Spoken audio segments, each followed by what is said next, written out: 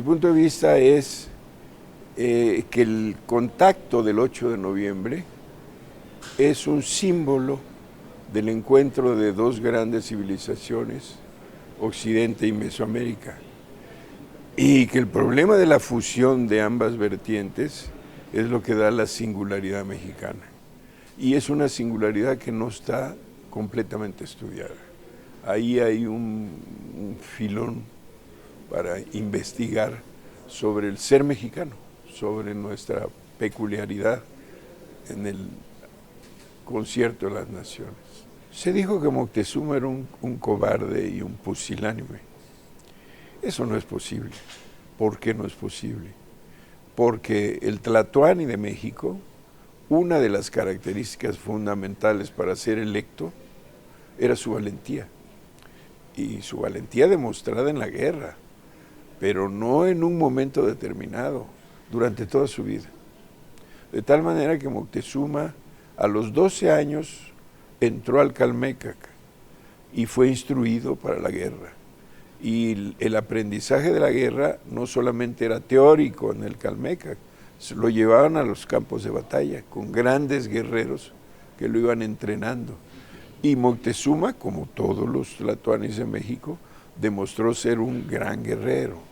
Entonces, la apreciación de que era cobarde, pues es muy difícil de creer. Ahí la historiografía ha dado diversas versiones. La historia oficial cuenta que antes de la llegada de los españoles surgieron 8 profecías. Esta la recabó el Códice Ramírez originalmente y después las repitió ya de una manera más ordenada Fray Bernardino de Sahagún. Y en esas profecías se va diciendo en cada una de ellas cómo es el fin del reinado, cómo ha llegado el turno del abandono del trono por Moctezuma II Xocoyotzin.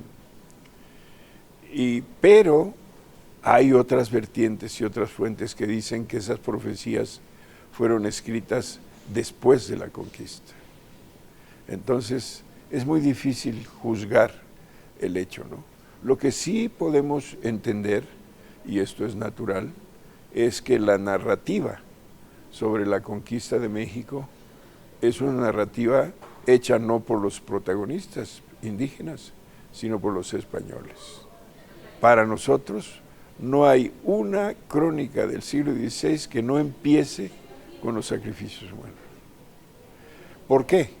Porque había que justificar la invasión, había que dar una razón lógica de por qué, porque no es simplemente una conquista lo que ocurrió aquí, porque una conquista ¿cómo es? Una conquista es finalmente un encuentro bélico entre enemigos que son rivales comerciales, económicos, de venganzas, y entonces uno de ellos gana y eso es una conquista. Acá no existía nada de eso, bueno, no se conocían. Entonces, estamos hablando de un fenómeno distinto, para empezar. Es un fenómeno de otra naturaleza.